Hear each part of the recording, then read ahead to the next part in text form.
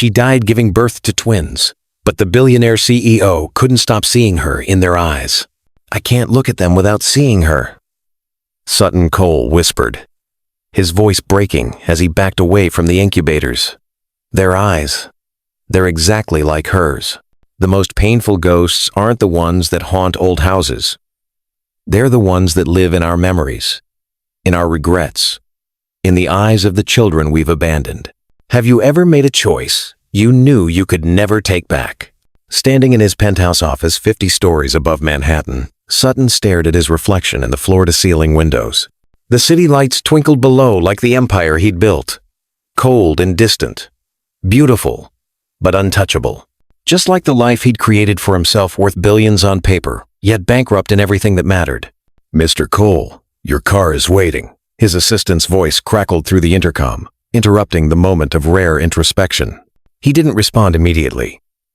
His attention was fixed on the small silver frame he held in his trembling hands, the only personal item in his sterile glass kingdom. A woman's face smiled back at him, her eyes bright with a joy he'd forgotten how to feel. Harper, 10 years gone, yet her eyes still haunted him. The same eyes he'd seen in the faces of 2 children at a charity gala last night. Children he'd never met, children who didn't know his name, children who had her smile, her laugh. His children, the twins he'd abandoned the night their mother died, bringing them into the world. The night he chose an empire over family. The night he became the richest man with nothing. What would you choose if you had to decide between success and love in a single moment? Would you make the same choice Sutton did? "Mr. Cole?" His assistant prompted again. Sutton placed the frame face down on his desk. "Cancel my appointments," he said, his voice barely audible. "All of them. After 10 years of running, it was time to face the ghosts in those children's eyes. If that first scene hit you, don't scroll. Like if you believe no amount of money can buy time. Comment, family over fortune. Share this story with someone chasing work instead of love. And if you're watching and haven't subscribed, stop right here. Join Mr. Sterling's Secrets of Love so you never forget what really matters." 20 years earlier, Sutton Cole had been just Sutton, a brilliant but broke computer science student with dreams bigger than his bank account. The kind of ambition that burns so bright it consumes everything around it, including relationships. "You need to sleep sometimes," his roommate had complained, throwing a pillow at his head in the early morning hours, the blue light of the computer screen casting shadows across their cramped apartment. "I'll sleep when I'm successful," Sutton had replied, never taking his eyes off the screen, fingers flying across the keyboard as he coded what would eventually become the foundation of his tech empire. Did you ever have a moment when you knew you were witnessing the birth of something extraordinary? That's what it felt like in that room. The creation of an algorithm that would revolutionize data security and make Sutton Cole a household name. His dedication bordered on obsession. While other students balanced academics with social lives, Sutton poured every ounce of his energy into his work. His professors recognized his potential, but worried about his single-minded focus. "You're brilliant, Cole," his faculty advisor told him during a rare meeting, concern evident in his eyes. "But there's more to life than code." Sutton had nodded politely, then returned to his laptop the moment the meeting ended. More to life than code? Maybe for some people, but not for him. Not when he could feel greatness within his grasp. Then came the day that would change everything. The day he met Harper Lane at a university tech showcase.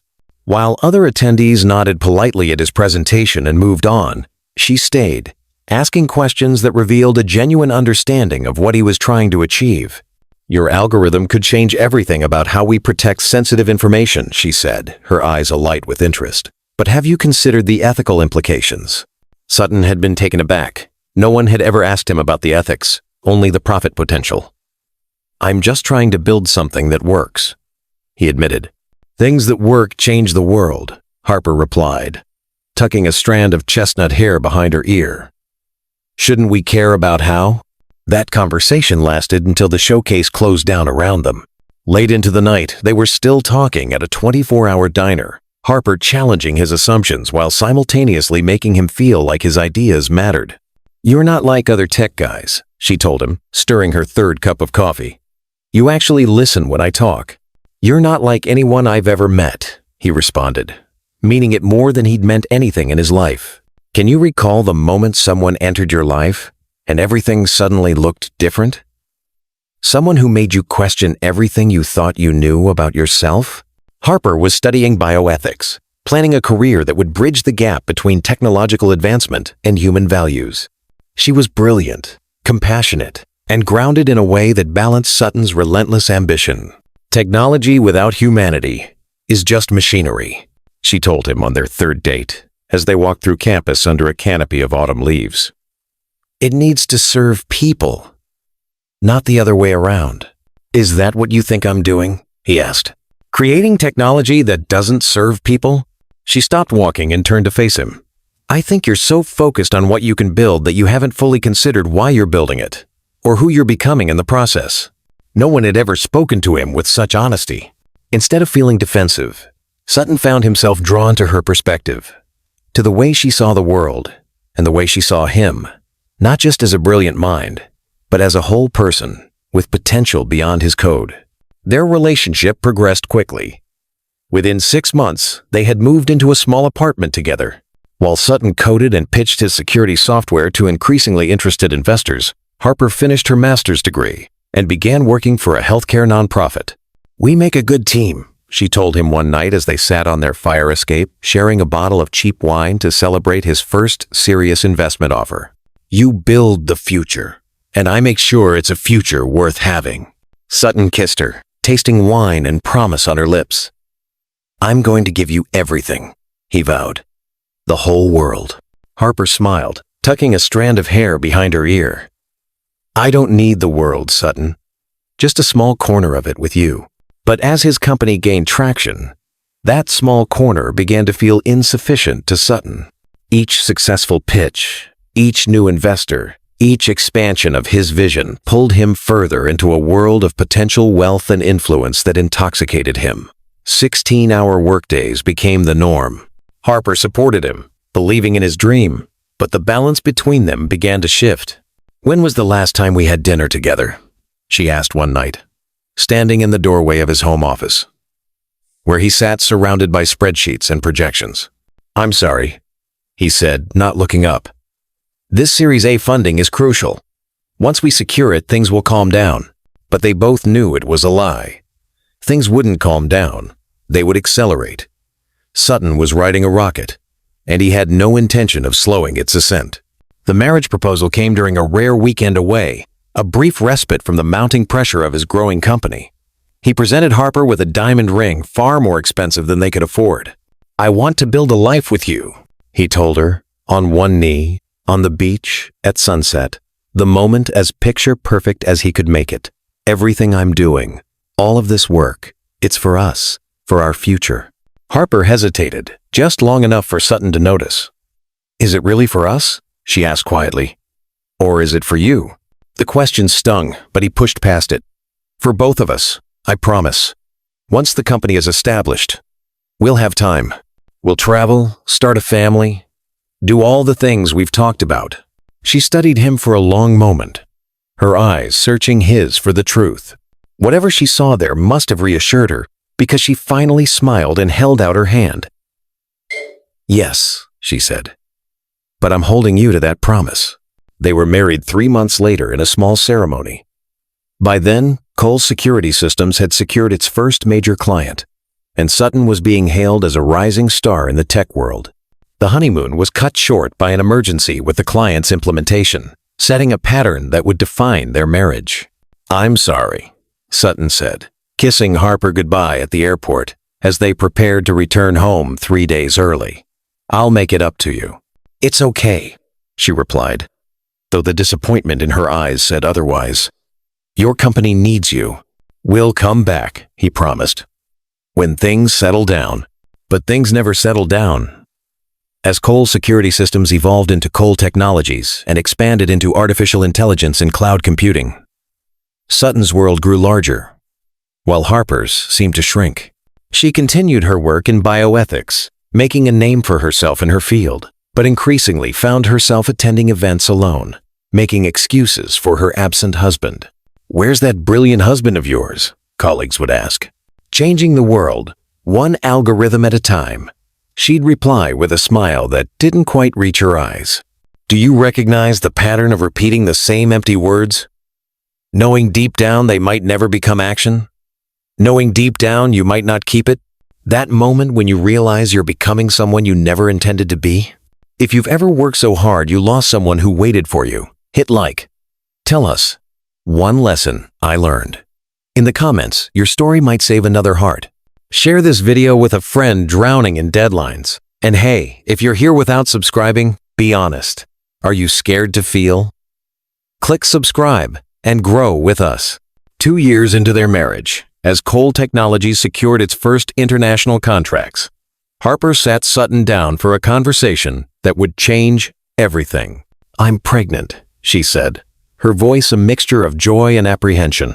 Sutton froze, his mind immediately calculating the implications for his company's trajectory. They had discussed children in the abstract, someday, when the time was right. But now, with 3 major contracts in negotiation and a potential global partnership on the horizon, the timing couldn't have been worse. "Are you sure?" he asked, immediately regretting the question when he saw the hurt flash across her face. "Yes, I'm sure," she replied, her hand instinctively moving to her stomach. "I'm 8 weeks along. We're going to have a baby, Sutton." As the weeks turned into months, Harper's body changed with the pregnancy. By her second trimester, the morning sickness had subsided, replaced by a visible roundness that made their impending parenthood undeniable. But even as the babies grew inside her, Sutton's attention remained divided, his physical presence increasingly rare as Cole Technologies' momentum accelerated. He forced a smile, trying to mask his panic. That's wonderful," he said, the words hollow even to his own ears. Harper wasn't fooled. "You don't mean that," she said quietly. "You're thinking about the company, about how this disrupts your plans." "No, I'm just surprised," he lied, reaching for her hand. "It's a lot to process, but we'll figure it out." "There's nothing to figure out," Harper said, pulling her hand away. "I'm having this baby, our baby. The question is whether you're going to be present for it." The conversation ended in an uneasy truce, with Sutton promising to adjust his schedule and priorities. For a few weeks, he made a genuine effort, coming home earlier, attending the first prenatal appointment, even browsing baby furniture online with Harper on a rare Sunday at home. But as her body changed, slowing her down, his company accelerated. A major security breach at a Fortune 500 company created unprecedented demand for Cole Technologies solutions. Suddenly, Sutton was fielding calls from CEOs and government officials, his calendar packed with meetings that could catapult his company from successful startup to global powerhouse. "I need to be there for this presentation," he told Harper one evening, canceling their plans to attend a birthing class. "The Department of Defense doesn't reschedule for anyone. And I need my husband to help me prepare for the birth of our child," she countered, her voice tight with frustration. "These classes are important, Sutton." "I know, and I'm sorry," he said, already packing his briefcase. "But this contract could set us up for life. Our child will never want for anything." Harper placed her hands on her growing belly, now showing prominently at 5 months. "Except maybe a father who's present," she said softly. The comment stung, but Sutton pushed the guilt aside. He was building something important, something that would provide security and opportunity for his family. Harper would understand eventually. As her pregnancy progressed, the distance between them grew. Sutton's company secured the Department of Defense contract, along with several other high-profile clients. His face appeared on the cover of tech magazines, his name mentioned alongside established industry titans. The success was intoxicating, validating every sacrifice he'd made. Meanwhile, Harper decorated the nursery alone, attended birthing classes with her sister Nadia, and watched her husband become a stranger who occasionally slept beside her. "The doctor says it's twins," she told him one night as he answered emails in bed. "A boy and a girl." Sutton looked up, genuinely surprised. "Twins? Are you serious?" Harper nodded, a small smile playing at her lips despite everything. 2 babies. Double the blessing. For a moment, the reality of impending fatherhood broke through Sutton's obsession with work. Twins, he repeated, setting aside his laptop and placing a tentative hand on Harper's belly. That's incredible. It is, she agreed, covering his hand with hers. But it also means a higher risk pregnancy. The doctor wants me to take it easy for the remainder of the term. Sutton's mind immediately went to the implications. Do you need to stop working? Should we hire help? I've already cut back my hours, Harper said. And Nadia has offered to stay with us for the last month before the due date. But Sutton, I need you too. These babies, our babies, they're going to need their father. Of course, he said automatically. I'll be there. But even as he said the words, his phone buzzed with a message from his CFO about a potential acquisition in Singapore. His attention immediately split, the moment of connection already fading. Harper saw it happen, the familiar disappointment settling in her eyes. You know what? Don't make promises you can't keep, she said, turning away from him.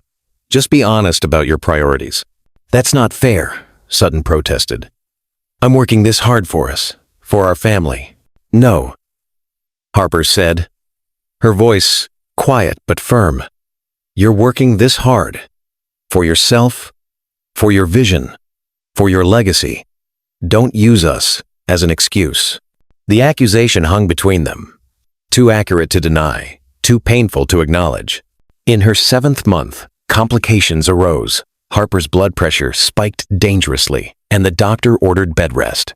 Nadia moved in, taking over the household management and Harper's care, while Sutton continued his relentless work schedule. Now, with the added justification that his wife's condition required the best medical care money could buy. The Singapore deal is almost finalized, he told Harper one evening, sitting at the edge of their bed, where she lay propped up with pillows, monitoring devices tracking her and the twins' vital signs. Once it's done, I'll take some time off, I promise. Harper looked at him, her face pale and drawn from weeks of confinement. The babies could come early, Sutton. The doctor says we should be prepared. I know, but this deal, will there ever be a deal important enough to miss? She interrupted, her voice breaking. Will there ever be a moment when your family comes first? Sutton took her hand, alarmed by how fragile it felt. Of course. Once things settle down. Things never settle down, Harper said, pulling her hand away. There's always another deal, another acquisition, another milestone. When does it end? He had no answer for her, because the truth was, he didn't want it to end. The rush of building something monumental, of seeing his vision materialize, of being recognized as a visionary. It fulfilled him in ways he couldn't articulate, even to himself. I love you, he said instead. The words true, but insufficient. Harper closed her eyes, suddenly looking exhausted. I know you do. In your way. I just wish it was enough. What would you choose in this moment? If you knew these might be your last words to someone you loved, would they be about business or about what truly matters? Pause and ask yourself, would you choose money or the people who believe in you? Like if you'd walk away from a deal to be with family. Comment, love first. Share this scene, someone you know needs this warning. And if you haven't subscribed, why keep running from stories that make you feel? Join us now. The call came at the worst possible moment. Sutton stood in a conference room in Singapore, surrounded by lawyers and executives. The acquisition agreement spread before him, awaiting his signature. Months of negotiation had culminated in this moment. Cole Technologies was about to absorb its largest competitor in the Asian market, a move that would triple the company's valuation overnight. His phone vibrated in his pocket. Once, twice, 3 times in rapid succession. He ignored it, focusing on the final terms being explained by his legal team. Then his assistant burst into the room, her face pale. Mr. Cole, I'm sorry to interrupt, but it's an emergency. Your sister-in-law is on the line. Your wife has been rushed to the hospital. The room fell silent. Sutton felt the blood drain from his face as he reached for the phone. Nadia? What's happening? Sutton, you need to come home now. Nadia's voice was tight with fear and barely controlled anger. "Harper's in labor, but there are complications. Her blood pressure is dangerously high, and the babies are in distress. The doctors are preparing for an emergency C-section." Have you ever felt time stop? That moment when everything you thought was important suddenly reveals itself as meaningless? "But she's only at 32 weeks, Sutton said, as if stating this fact could somehow halt what was happening. "I know that," Nadia snapped. "Everyone knows that. But it's happening now, and she's asking for you. She needs you, Sutton." He looked around the conference room, at the expectant faces of the people who had flown in from across the globe for this signing, at the documents representing months of work and billions in potential value. "I'm in Singapore," he said, hating himself even as the words left his mouth. "The signing is happening right now. I can't just—" "Are you serious?" Nadia's voice rose in disbelief. "Your wife could be dying, and you're worried about a business deal?" The word dying hit him like a physical blow. "That's not possible," he said, his voice hollow. "The doctor said with bed rest and monitoring. Things have changed." Nadia cut him off. "Get on a plane, Sutton. Now, before it's too late." The line went dead. Sutton stood frozen, the phone still pressed to his ear, as the room waited for his decision. "Mr. Cole?" his lead counsel prompted gently. "Should we reschedule?" Sutton looked down at the contract, then at his watch. Even if he left immediately, the fastest private jet would take at least 18 hours to reach New York. By then, what would you do in this moment? Would you drop everything for the chance to say goodbye? Or would you convince yourself that finishing the deal was the practical choice? "No," he said, his voice sounding distant to his own ears. "Let's proceed." He signed the documents mechanically, his mind thousands of miles away in a hospital room where his wife fought for her life and the lives of their children. As soon as the ceremony concluded, he rushed to the airport, chartering the fastest available jet. During the endless flight, Sutton alternated between frantic calls to the hospital and periods of numb silence, staring out the window at the darkness below. Each update from Nadia grew more dire. Harper's condition was deteriorating. The babies were showing signs of distress. The doctors were doing everything they could. "Tell her I'm coming," he said repeatedly. "Tell her to hold on." But some things couldn't wait, not even for Sutton Cole. The call he had been dreading came somewhere over the Pacific. Nadia's voice, broken with grief, delivered the news that would haunt him for the next decade. "She's gone, Sutton. Harper died during the C-section." The world stopped. Sutton couldn't breathe, couldn't speak, couldn't process the words that had just shattered his existence. "The babies?" he finally managed to ask, his voice a whisper. "They're alive," Nadia said. "A boy and a girl. They're in the NICU. They're small, but the doctors think they'll make it." Relief mingled with devastating grief. Harper was gone, but a part of her lived on in their children. Children he had never seen. Children who would never know their mother. "I'll be there as soon as I can," he said. "I need to see them. I need to—" "No," Nadia interrupted, her voice suddenly hard. "No, Sutton. You don't get to swoop in now and play the grieving husband and devoted father. You weren't here when she needed you. You chose your precious company over your wife and children, and now she's gone. Nadia, please. She asked for you." Nadia continued, her voice breaking. "At the end, when she knew what was happening, she asked for you, and you weren't here. You were signing papers in Singapore." Each word was a knife to his heart, cutting deeper because he knew they were true. He had made his choice, and now he would live with the consequences. "What can I do?" he asked, desperation edging his voice. "Tell me what to do." There was a long silence before Nadia answered. "Nothing. There's nothing you can do for Harper now. As for the babies, I don't know, Sutton. I honestly don't know if you deserve to be in their lives." When Sutton finally landed in New York, 26 hours after receiving that first call, he went straight to the hospital. The corridors seemed endless as he made his way to the neonatal intensive care unit, his body moving on autopilot, while his mind remained trapped in a loop of grief and regret. Through the glass, he saw them for the first time, two tiny beings in incubators, connected to monitors and tubes, fighting for the lives their mother had given everything to provide, a boy and a girl. His children. Harper's children. Nadia sat between them, her hand resting on one of the incubators, her face drawn with exhaustion and grief. When she saw Sutton, she didn't rise to greet him. She simply watched as he approached, her eyes red-rimmed but dry. "Their names are Arden and Brielle," she said before he could speak. "Harper chose them months ago." Sutton nodded, unable to form words as he stared at his children. They were so small, so fragile. Arden's tiny hand was curled into a fist. Brielle's chest rose and fell with each assisted breath. Both had wisps of dark hair, like his. But their eyes were closed, and he found himself desperate to know if they had Harper's eyes. "Can I?" he began, then faltered.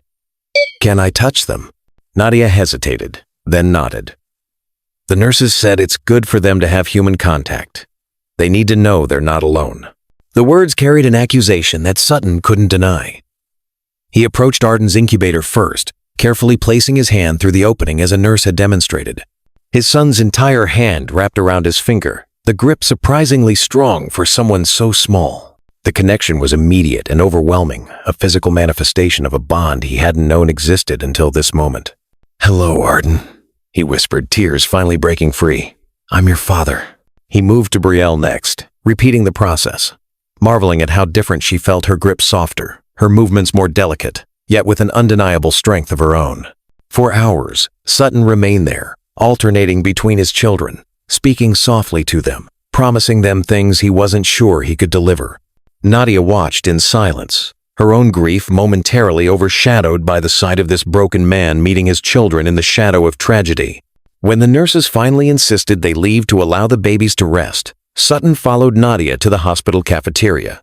They sat across from each other, two people connected by loss and by the two small lives fighting in the NICU. "What happens now?" Sutton asked, his voice rough from crying. Nadia studied him, her expression unreadable. "That depends on you, Sutton. Are you prepared to be a father? Really be a father, not just financially, but emotionally, physically present?" The question hung between them, weighted with implications. Sutton wanted to say yes, wanted to promise that he would devote himself to these children as he should have devoted himself to their mother. But the truth was more complicated. "I don't know how," he admitted. "I don't know if I can be what they need." Nadia's expression softened slightly at his honesty. "At least that's not a lie," she said. "Most men would promise anything in this moment, whether they meant it or not." "I've made enough empty promises," Sutton said. "I won't make more, especially not to them." They sat in silence for a moment before Nadia spoke again. "I've been thinking about this since we lost her. I'm going to take the twins when they're released from the hospital. I'll raise them." Sutton felt a surge of protest, then a wave of relief, followed immediately by shame at that relief. "You would do that?" "They're all I have left of my sister," Nadia said simply. "And they need someone who can put them first, always." The implication was clear. Someone who wasn't him. "What about your work, your life?" Sutton asked. Nadia was a professor at Columbia, with a career of her own. "I'll figure it out," she said with a determination that reminded him painfully of Harper.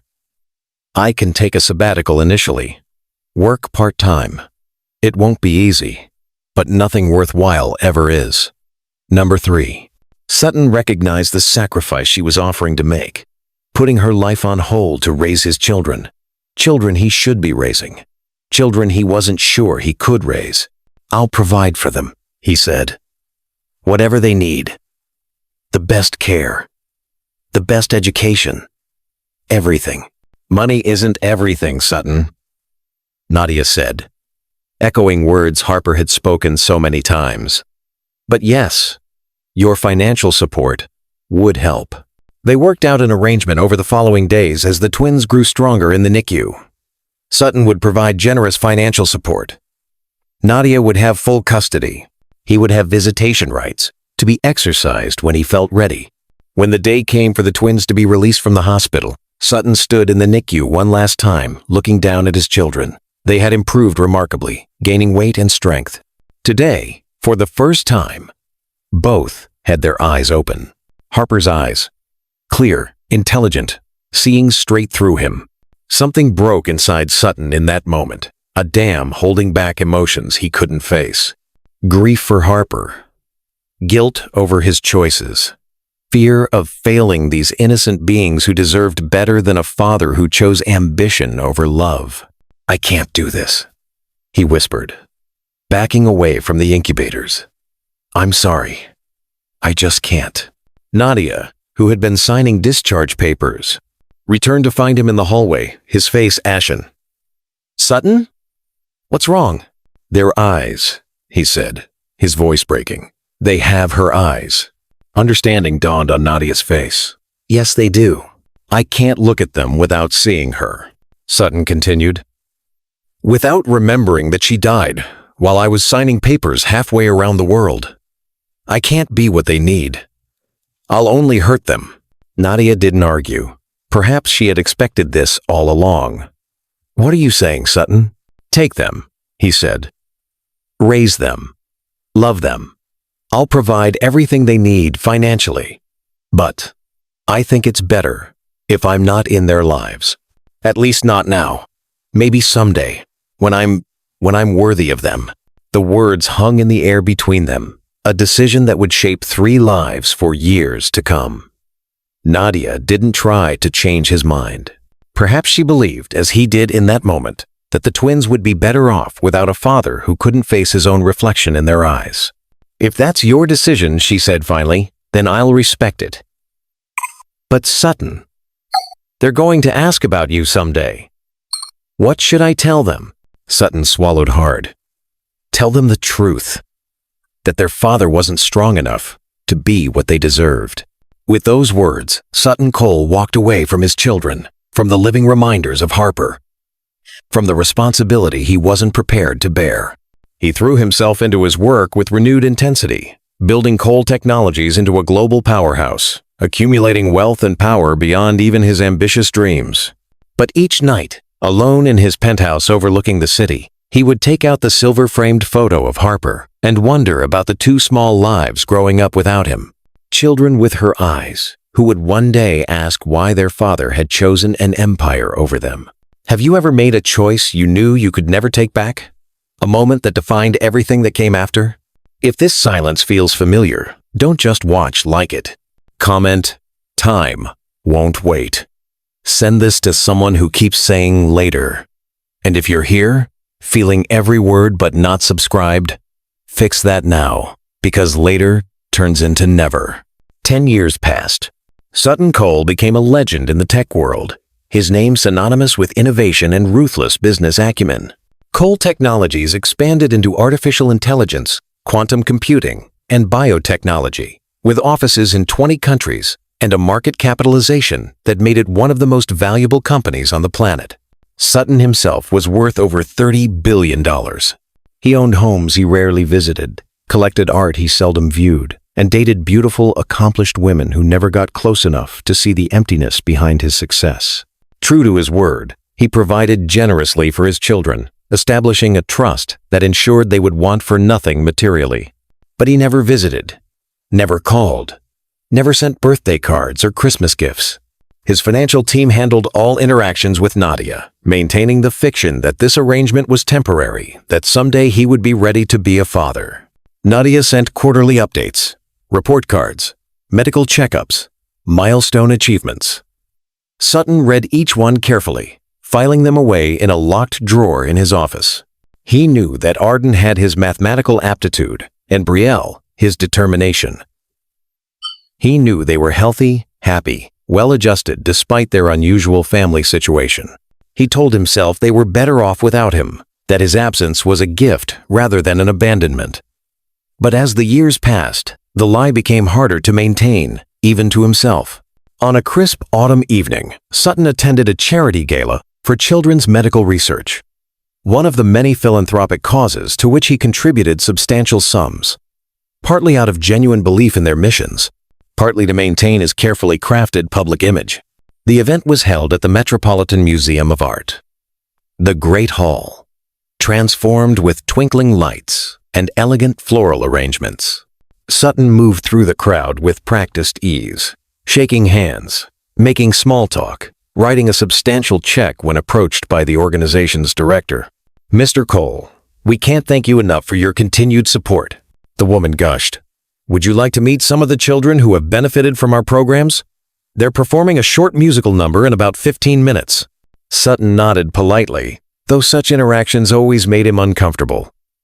He preferred to keep his philanthropy at arm's length, writing checks rather than engaging directly with the beneficiaries. As promised, a group of children assembled on a small stage at one end of the hall. They ranged in age from about 8 to 12, all wearing matching t-shirts with the charity's logo. A piano began to play, and the children started to sing a simple, heartfelt rendition of "What a Wonderful World."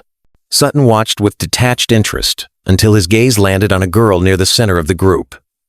She appeared to be about 10 years old, with dark hair pulled back in a neat ponytail. Something about her seemed familiar, though he couldn't place why. Then she looked directly at him, and Sutton felt the world tilt beneath his feet. Harper's eyes, unmistakable, undeniable, looking out from a face that was a perfect blend of his features and her mother's. Brielle, his daughter, was standing 20 feet away from him, singing about a wonderful world she had experienced without him in it. Sutton gripped the edge of a nearby table, suddenly lightheaded. It couldn't be her. Nadia had moved to Boston after Harper's death, raising the twins far from New York, and the painful memories it held. What would Brielle be doing here, performing at this specific charity event? As the song ended and applause filled the hall, Sutton scanned the crowd frantically, looking for Nadia. Instead, his gaze landed on a boy standing near the refreshment table, watching the performance with obvious pride. A boy with the same dark hair and lean build, the same eyes. Arden. Both of his children were here, in the same room with him, close enough to touch. And they had no idea who he was. Sutton retreated to a quiet corner, trying to collect himself. Should he approach them? What would he say after 10 years of silence? Would they even want to speak to him? Before he could decide, he saw Nadia enter the hall, making her way toward Arden. She looked older, of course, but still recognizable. Harper's features echoed in her face, though without the warmth that had made her sister so luminous. Sutton watched as she hugged Arden, then waved to Brielle, who was now descending from the stage with the other children. They looked like a family, comfortable with each other, connected in a way he had never allowed himself to be. As if sensing his gaze, Nadia looked up. Their eyes met across the crowded room, and Sutton saw the shock register on her face, followed by something harder to define: anger, perhaps, or resignation. She said something to Arden, then made her way through the crowd towards Sutton. He stood rooted to the spot, unable to flee, unable to prepare himself for this confrontation a decade in the making. "Sutton," she said when she reached him, her voice carefully neutral. "I didn't expect to see you here." "I could say the same," he replied, finding his voice with effort. "I thought you were in Boston." "We moved back to New York last year," Nadia explained. "I was offered a position at Columbia that I couldn't refuse. The twins are at Dalton now." Sutton nodded, processing this information. His children had been living in the same city as him for a year, and he hadn't known. They look well." "They are," Nadia said. "No thanks to you." The words stung, but Sutton couldn't deny their truth. "The girl on stage, that was Brielle?" "Yes, she's part of the children's choir that was invited to perform tonight." Arden came to support her. Nadia studied him, her expression softening slightly. "They're good kids, Sutton. Smart, kind, resilient. Like their mother," he said quietly. "Yes," Nadia agreed. "Like Harper." They stood in awkward silence for a moment, the weight of 10 years of absence hanging between them. "Do they know?" Sutton finally asked. "About me? They know their father is alive," Nadia said carefully. "They know you provide for them financially. They know you and Harper were married. and that she died bringing them into the world. Beyond that, she shrugged. They've asked questions over the years. Of course, I've answered as honestly as I could, without making you into a villain. Sutton felt a surge of gratitude for this unexpected kindness. Thank you for that. I didn't do it for you, Nadia clarified. I did it for them. Children need to believe they come from something good, even when the evidence suggests otherwise. Have you ever been given a kindness you didn't deserve? A moment of grace when judgment would have been justified? Before Sutton could respond, he saw Brielle making her way toward them, Arden following close behind. His heart began to race, panic rising in his throat. He wasn't prepared for this. He couldn't face them. Couldn't look into those eyes, Harper's eyes, and explain why he had abandoned them. Nadia, he said urgently. I can't. But it was too late. Brielle had reached them, her face bright with the lingering excitement of her performance. Aunt Nadia, did you see me? I didn't mess up the second verse this time, Brielle exclaimed, then noticed Sutton standing there. She fell silent, studying him with curious eyes, Harper's eyes. You were wonderful, sweetheart, Nadia said, placing a protective hand on Brielle's shoulder. Both of you. This is an old friend of mine, Mr. Cole. Sutton felt the weight of the introduction like a physical blow. An old friend, not your father.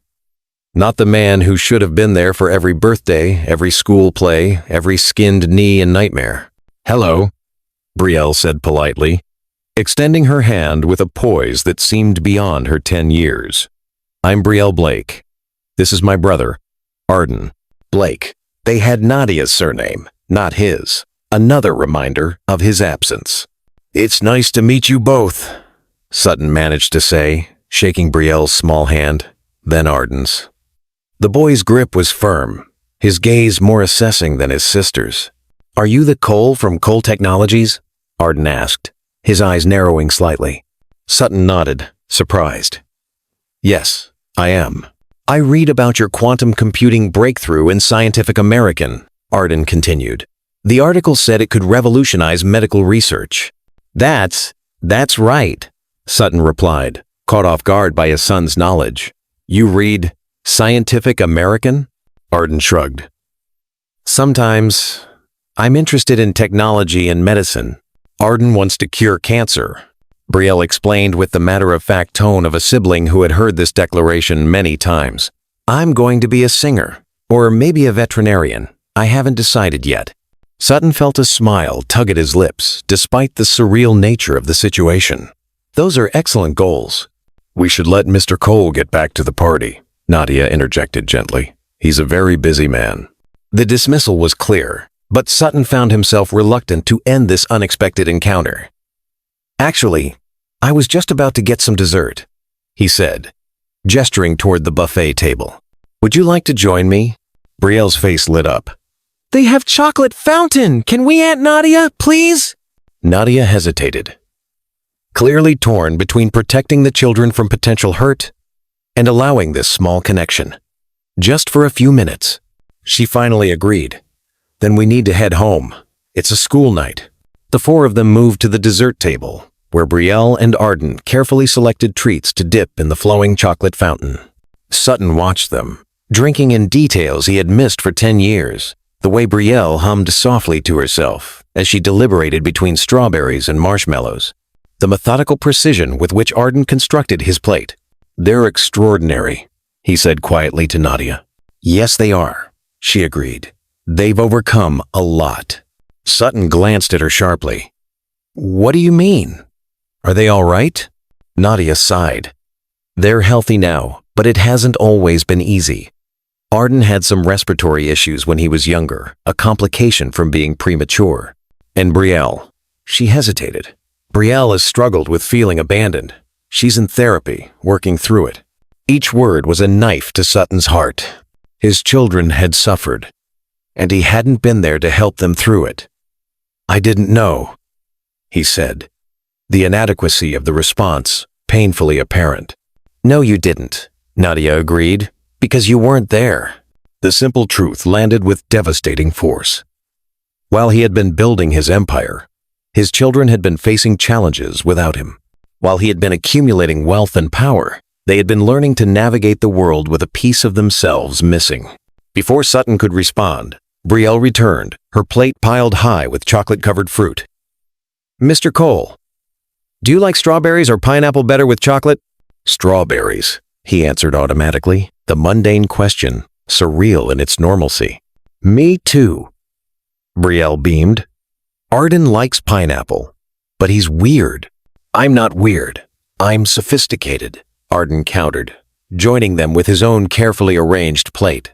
Sutton watched their easy sibling banter, with a mixture of joy and profound sadness. These were his children, flesh of his flesh, yet they were strangers to him.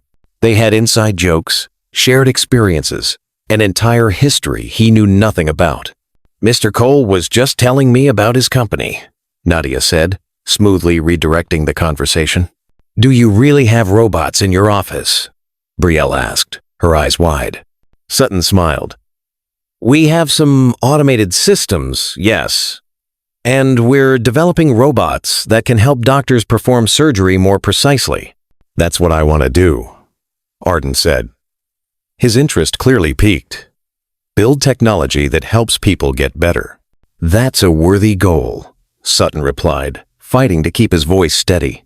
His son wanted to follow in his professional footsteps without even knowing they were related. "Maybe you could visit Mr. Cole's company someday," Nadia suggested, surprising Sutton with the concession. "If he's not too busy, I would be happy to arrange that," Sutton said quickly, seizing the opportunity. "Anytime." The conversation continued for a few more minutes, superficial but precious. Sutton learned that Brielle played the piano and loved horses, that Arden was on the math team, and built computers in his spare time. Small details that parents should know, that he was learning as if they were any other children, not his own. All too soon, Nadia announced it was time to leave. The twins thanked Sutton politely for the dessert and conversation, then moved toward the exit, leaving him alone with Nadia for a moment. "Thank you," he said simply. Nadia studied him, her expression unreadable. "They're good judges of character, Sutton. They always have been. If you're going to be in their lives now, even peripherally, don't disappoint them. They've had enough disappointment." "I won't," he promised, meaning it more than any vow he'd ever made. "We'll see," Nadia replied, neither accepting nor rejecting his assurance. "Good night, Sutton." As he watched them leave, Sutton felt something shift inside him. A crack in the wall he'd built around his heart. A glimpse of a different future than the empty success he'd constructed. His children were here. In New York. They were real. Not just names on reports and photographs in a drawer. They had Harper's eyes and his features, her compassion and his intellect. They were growing up without him, but perhaps it wasn't too late to know them, to be some small part of their lives. For the first time in 10 years, Sutton Cole allowed himself to imagine being a father. Do you believe in second chances? That moment when life offers you an unexpected opportunity to right a wrong, to reclaim something precious you thought was lost forever? If you believe the universe gives wake-up calls, hit like, comment, I hear you. Share this moment. Someone out there is one chance away from redemption. And if you're not subscribed, don't wait for fate to remind you. Subscribe now and stay for the rest of this journey. In the weeks following the chance encounter at the charity gala, Sutton found himself unable to return to his previous existence. The carefully constructed walls that had protected him from his grief and guilt for a decade had been breached by a 10-year-old girl's smile and a boy's firm handshake. His children were no longer abstract concepts. They were real, with personalities and dreams and challenges, and they were growing up without him, by his own choice. Sutton did what he always did when faced with a problem. He gathered information. Through discreet inquiries and the resources at his disposal, he learned more about the lives Nadia had built for the twins. They lived in a modest apartment on the Upper West Side. Nadia had indeed returned to Columbia as a professor of comparative literature. The twins attended Dalton on scholarships supplemented by the trust Sutton had established. Brielle was part of the school choir and took piano lessons twice a week. Arden excelled in science and mathematics, regularly participating in competitions where he often placed first. Both children were well liked by their peers and teachers, described as bright, kind, and remarkably well-adjusted given their unusual family situation. But there were challenges too.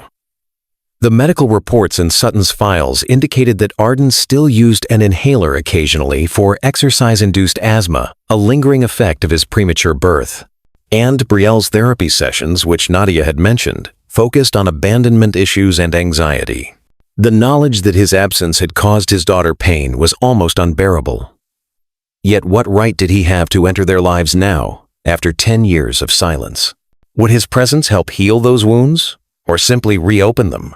When was the last time you stood before something shattered, terrified that even trying to repair it would cause more damage? Sutton wrestled with these questions for days, unable to focus on work, unable to sleep. Finally, he made a decision. If he couldn't yet face being a father directly, he could at least ensure his children had everything they needed, not just financially, but in all aspects of their lives. He established a foundation, ostensibly focused on supporting children's education and healthcare. In reality, it was created for just 2 children. Through this foundation, he arranged for Arden to receive mentorship from leading scientists and access to advanced technology programs. For Brielle, he funded an expanded music program at their school and ensured the best vocal coaches were available to her. All of this was done anonymously, with Nadia as the only person who knew the true source of these opportunities. Sutton contacted her directly, explaining his intentions. "I understand if you don't want me in their lives yet," he told her during a tense coffee meeting. "But please, let me do this much for them." Nadia studied him. Skepticism evident in her expression. "Why now, Sutton? After 10 years, why this sudden interest?" "Seeing them," he admitted, "hearing them speak, realizing they're not just concepts, they're people. My people, Harper's people." "They've always been people," Nadia said sharply. "They were people when they were in the NICU fighting for their lives. They were people when Arden had pneumonia at 3 and nearly died. They were people when Brielle cried herself to sleep, asking why her daddy didn't want her." Each word was a blow.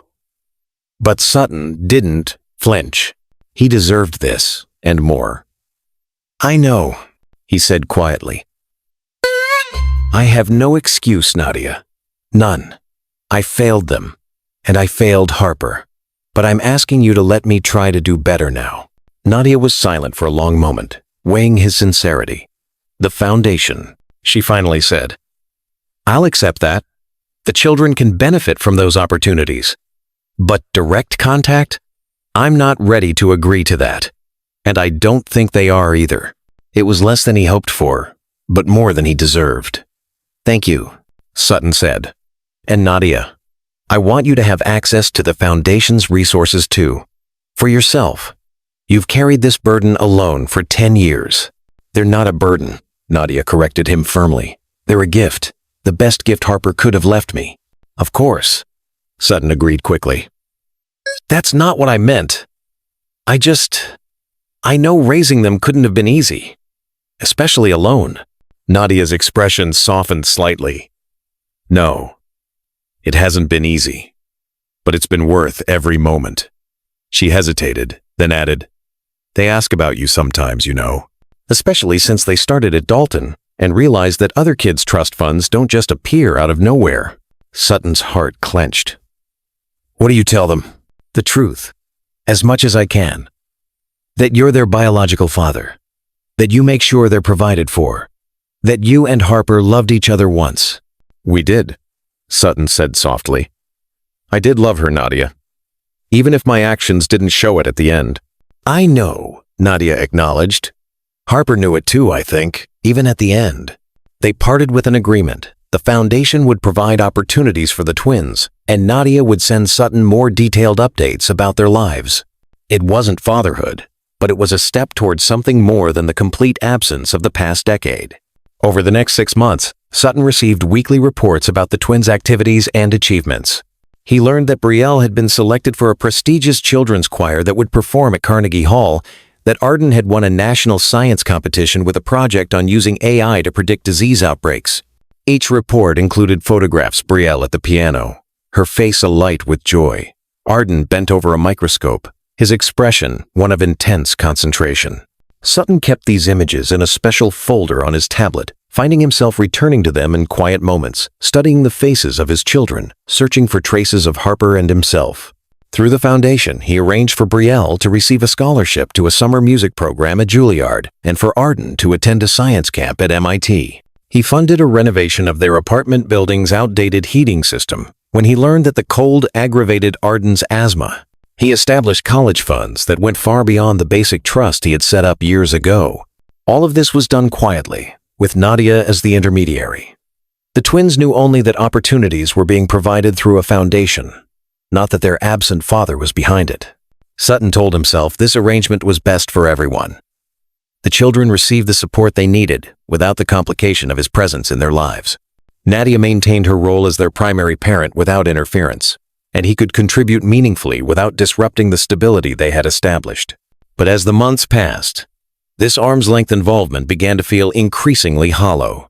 The photographs and reports couldn't capture the sound of Brielle's laughter or the intensity in Arden's eyes when he spoke about his scientific interests. Sutton found himself driving past their school at dismissal time, watching from a distance as his children emerged with their classmates, catching glimpses of their lives without being part of them. Have you ever been so close to something you wanted, yet kept yourself separated by invisible barriers of your own making? It was during one of these drive-bys that Sutton noticed something concerning. Arden seemed to be struggling to keep up with Brielle as they walked home, stopping frequently to catch his breath. Even from a distance, Sutton could see that something was wrong. He called Nadia immediately. "Is Arden all right?" he asked without preamble, when she answered, "I was driving past the school and—" "You were what?" Nadia interrupted, her voice sharp. "Are you spying on them, Sutton?" "No, I just—" He stopped, realizing how his actions must seem. "I'm sorry. That was inappropriate." But Arden looked like he was having trouble breathing. Nadia was silent for a moment, then sighed. "His asthma has been worse lately. The doctor adjusted his medication last week, but it doesn't seem to be helping as much as it should." "Has he seen a specialist?" Sutton asked, concern overriding his embarrassment at being caught watching his children. "Yes, but the best pediatric pulmonologists have waiting lists," Nadia explained. "We have an appointment next month." "That's not acceptable," Sutton said immediately. "Sutton, please, Nadia," he interrupted. "Let me do this. It's his breathing. We can't wait a month." There was a long pause before Nadia responded. "All right," she finally agreed. For Arden's sake, true to his word, Sutton made calls. By that evening, an appointment had been scheduled with the head of pediatric pulmonology at New York Presbyterian for the following morning. He arranged for a car to pick up Nadia and Arden, ensuring they wouldn't have to navigate public transportation. What he didn't expect was the call he received from Nadia the next afternoon. "The doctor wants to admit him," she said, her voice tight with worry.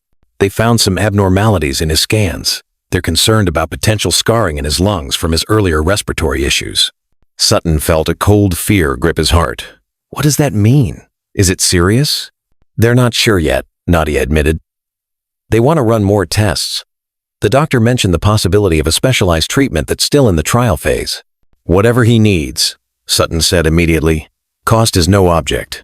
"It's not about money this time," Nadia replied. "The treatment is experimental. They only accept certain cases into the program." "Tell me what I can do," Sutton said, already reaching for his coat.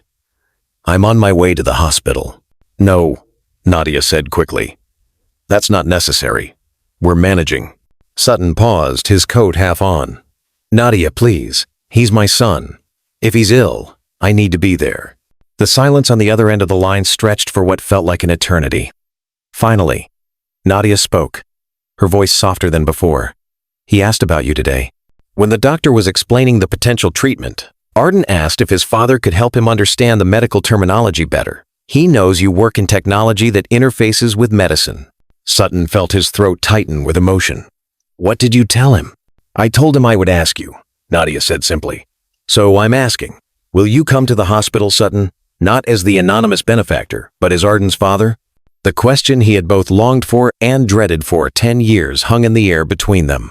Sutton closed his eyes, seeing Harper's face in his mind, not accusatory, but hopeful, as if she had been waiting for this moment as long as he had. "Yes," he said, his voice rough with emotion. "I'm on my way." Sometimes the most important journeys begin with a single step, a moment of courage when fear would be easier. The hospital corridor seemed endless as Sutton made his way to the pediatric wing, his heart pounding with each step. He had faced boardrooms full of hostile investors, negotiated billion-dollar deals, and revolutionized entire industries. But nothing had ever terrified him as much as the prospect of facing his son. Not as a distant benefactor, but as the father who had abandoned him. When he reached the room number Nadia had texted him, Sutton paused outside the door, gathering his courage. Through the small window, he could see Arden sitting up in bed, a tablet in his hands, his face serious as he studied something on the screen. Even in a hospital gown, connected to monitoring equipment, the boy had a dignity beyond his years. Nadia sat in a chair beside the bed, her posture betraying her exhaustion. She looked up as if sensing Sutton's presence, their eyes meeting through the glass. She gave a small nod, then leaned over to say something to Arden. The boy looked toward the door, his expression changing from curiosity to something more complex. When he saw Sutton standing there, recognition, wariness, and perhaps a hint of hope all flickered across his face in rapid succession. Taking a deep breath, Sutton entered the room. "Hello, Arden," he said, his voice steadier than he felt. "Your Aunt Nadia said you had some questions about your treatment." Arden studied him with an intensity that was disconcertingly familiar. It was the same look Sutton saw in the mirror when analyzing a complex problem. "You're not just my aunt's friend, are you?" the boy asked directly. "You're my father."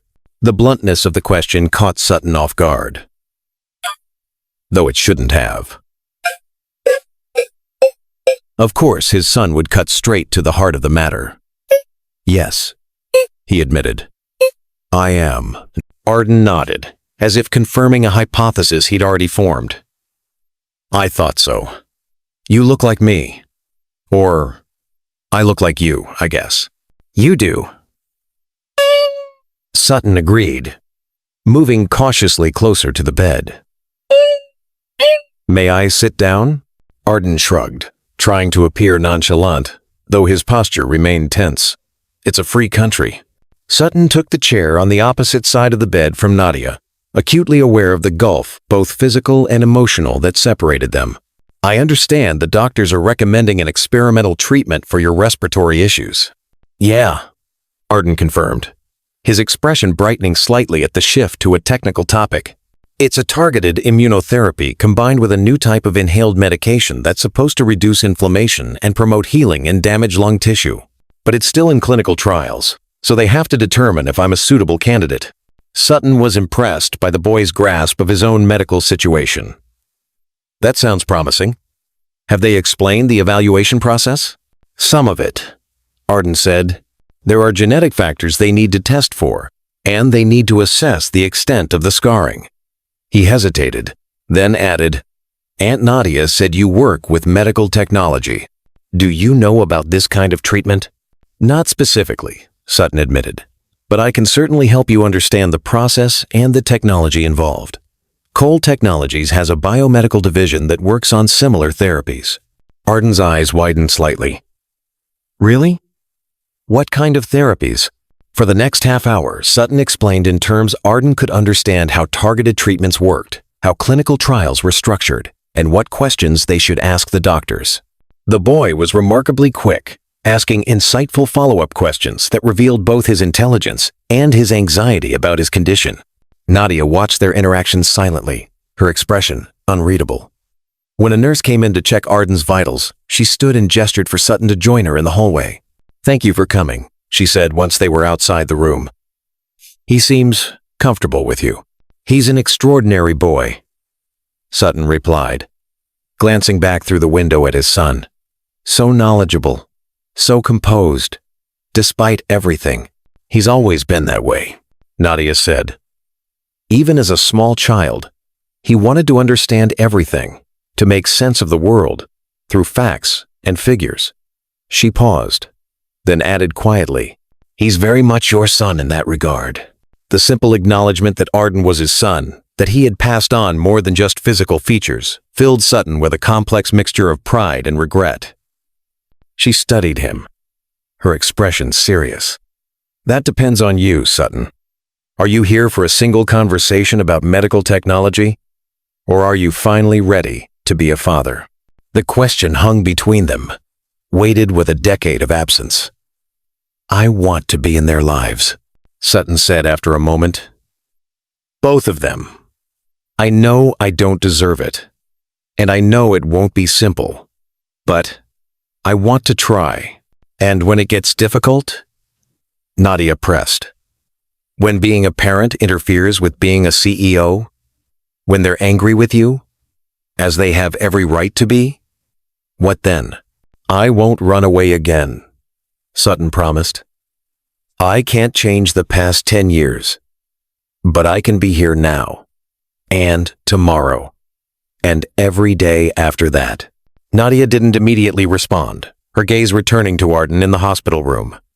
"He needs stability right now," she finally said. "This health scare, it's frightening for him, though he tries not to show it. If you're going to be in his life, it can't be halfway." "I understand," Sutton said. "Whatever he needs, whatever both of them need, I'm here." "Brielle doesn't know you're here," Nadia informed him. "She's at her piano lesson. We'll need to tell her about this visit, about who you really are." The thought of facing his daughter, of explaining his absence to a child who had struggled with abandonment issues, filled Sutton with dread.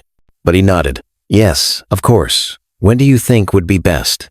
Before Nadia could answer, the door to Arden's room opened, and a doctor emerged. "Miss Blake, we have the preliminary results from Arden's tests. I'd like to discuss them with you." Nadia immediately tensed. The doctor glanced at Sutton questioningly.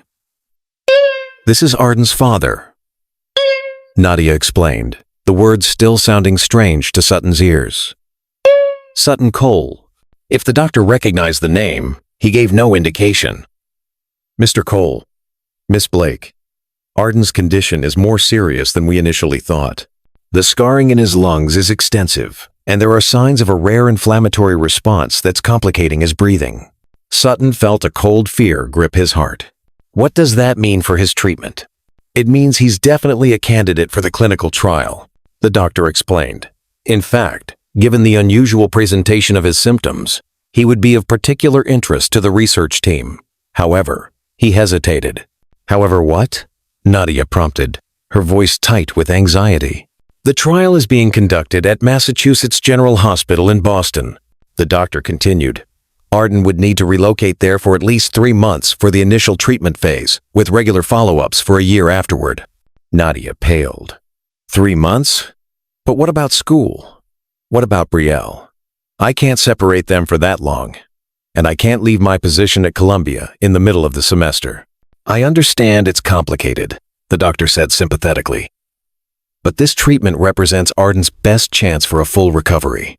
Without it, his condition will likely continue to deteriorate, potentially leading to more serious respiratory issues in the future." Sutton stepped forward. "When would the treatment need to begin?" "As soon as possible," the doctor replied. "Ideally within the next 2 weeks. The research team is very interested in Arden's case." Nadia looked overwhelmed, the practical challenges of the situation clearly mounting in her mind. "I need to think about this, to figure out how we can make it work." "Of course," the doctor said. "Take some time to discuss it. But I wouldn't wait too long to decide." After the doctor left, Nadia sank into a nearby chair, her face in her hands. "How am I going to do this?" she murmured. 3 months in Boston, Brielle's school, my job. Sutton sat beside her, careful to maintain a respectful distance. "Nadia, let me help. I can arrange for housing in Boston, tutors for both children, whatever you need to make this work." She looked up at him, her expression a mixture of desperation and wariness. "It's not just about money or logistics, Sutton. Brielle has her therapy here, her routine. Uprooting her, even temporarily, It could set back all the progress she's made. What if? Sutton began, then hesitated, unsure if he was overstepping. What if I went to Boston? With Arden. You and Brielle could stay in New York, maintain her routine, and visit on weekends. I could take a leave of absence from Cole Technologies, focus entirely on Arden's treatment. Nadia stared at him, clearly shocked by the suggestion. You would do that? Step away from your company for 3 months? Yes, Sutton said without hesitation. He's my son, Nadia. His health is more important than any business deal or corporate milestone. The irony of his words wasn't lost on either of them. 10 years ago, he had chosen a business deal over being present for his children's birth, for their mother's final moments. Arden barely knows you, Nadia pointed out, and you've never been responsible for his day-to-day care. How would you manage his medical needs, his schoolwork, everything else? I'll learn, Sutton said simply. I'll hire whatever help we need. Nurses, tutors, whatever it takes. But I'll be there, personally, every step of the way. Nadia studied him, searching for any sign of insincerity or hesitation. And what about Brielle? How do we explain to her that her brother is suddenly living with the father she's never known while she stays behind? It was a valid concern, one Sutton hadn't fully considered in his eagerness to help. You're right, he acknowledged. That wouldn't be fair to her. There has to be another solution. They sat in silence for a moment, both trying to navigate the complex situation. Finally, Nadia spoke. What if we all went? You could provide a place large enough for all of us in Boston. I could take a sabbatical from Columbia. I'm due for one anyway. Brielle could continue her therapy via video sessions, and we could find her a piano teacher in Boston. All of us? Sutton repeated, surprised by the suggestion. You would be comfortable with that arrangement? Not entirely, Nadia admitted. But it might be the best solution for the children. Arden gets his treatment with both of us there to support him. Brielle doesn't feel left behind or less important. And you, she hesitated. You get the opportunity to prove that you're serious about being their father. The proposal was unexpected, but not unwelcome. 3 months living in close proximity to his children, being involved in their daily lives, learning to be a parent in real time rather than from a distance. It was terrifying and exhilarating in equal measure. I think that could work, Sutton said carefully. If you're willing to try it. Nadia nodded slowly. For the children, I'm willing. But Sutton, let me be clear, this is a trial period, for you as much as for Arden's treatment. If at any point I feel you're not fully committed, or if your presence is causing more harm than good, we reevaluate. That's fair, he agreed. More than fair. They returned to Arden's room to find him dozing, the tablet still clutched in his hands.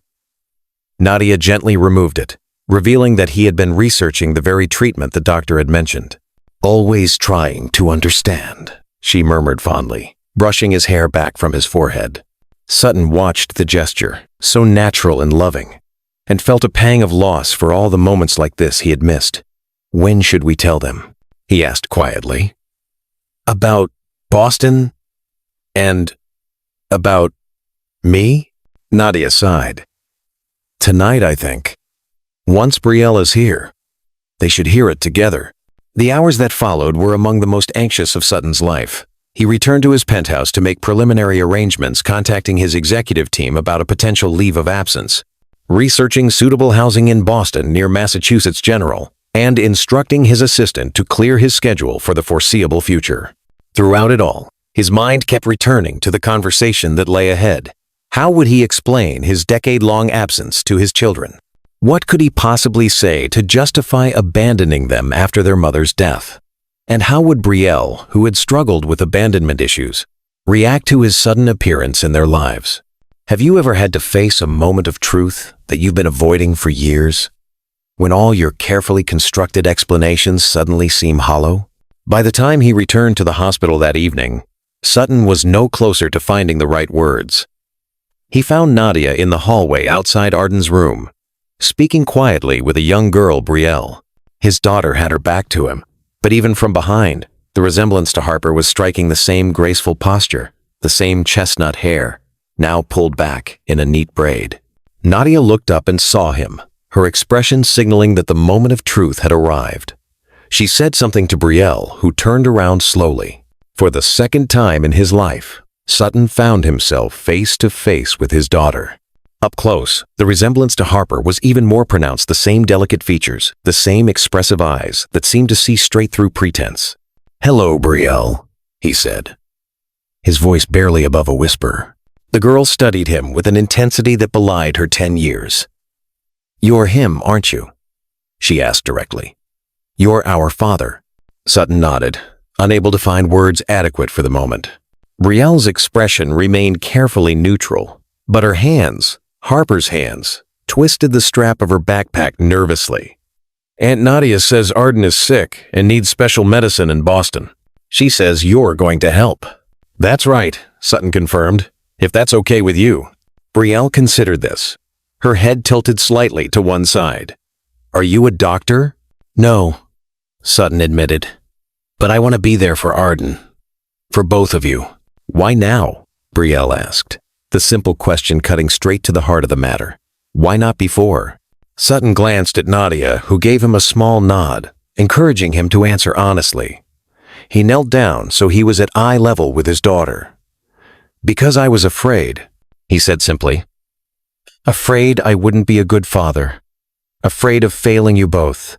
Afraid of seeing your mother in your eyes and remembering that I wasn't there when she needed me most." Brielle absorbed this, her expression thoughtful. "Were you there when I played at Carnegie Hall with my choir?" The question caught Sutton off guard. "No," he said, though it wasn't entirely true. He had attended the performance, sitting in the back of the hall, watching his daughter sing with tears in his eyes, then leaving before anyone could see him. "Will you be there next time?" Brielle pressed. "Yes," Sutton promised without hesitation. "Front row." Brielle nodded, as if this answer satisfied some internal criteria she had established. "Arden's waiting," she said, turning toward the hospital room door. "He said we need to have a family meeting." A family meeting. The phrase hung in the air. Simultaneously, ordinary and extraordinary.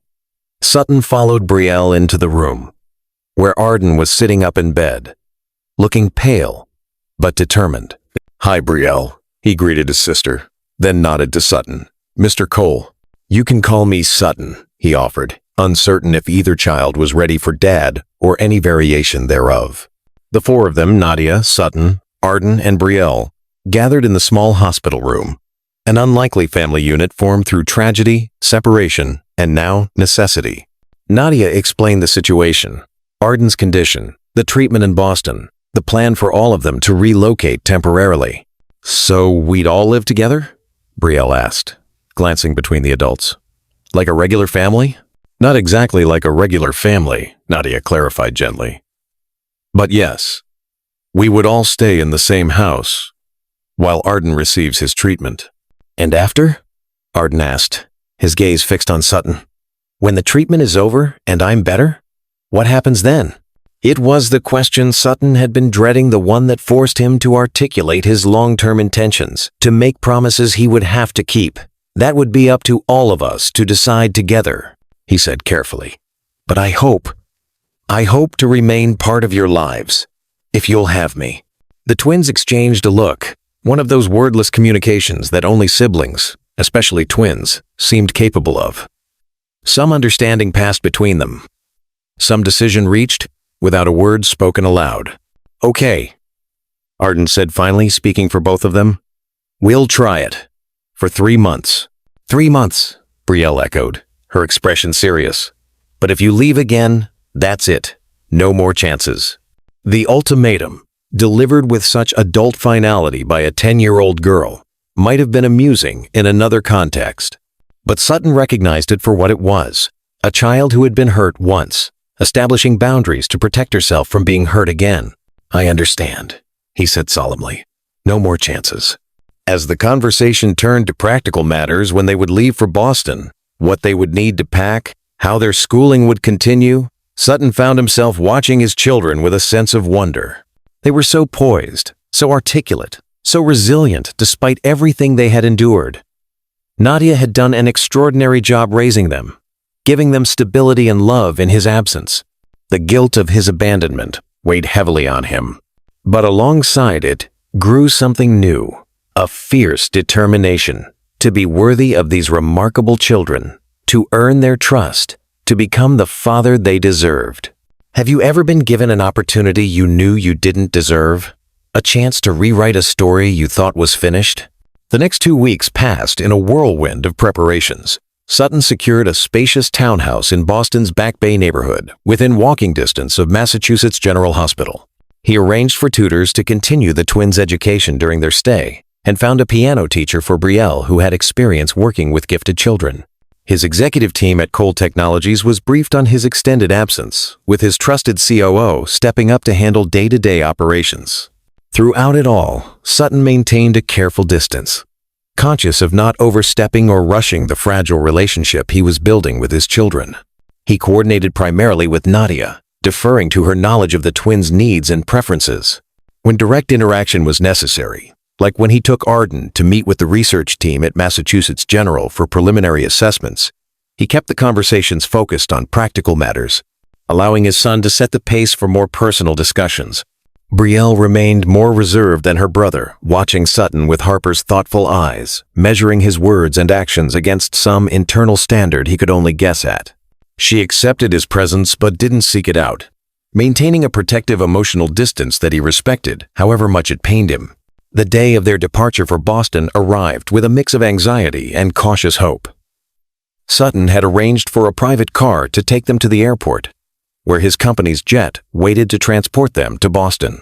"You have a private plane?" Arden asked, his eyes widening as they approached the sleek aircraft. "The company does," Sutton explained, not wanting to emphasize his wealth in a way that might create more distance between them. "It makes travel more efficient when I need to visit our offices around the world."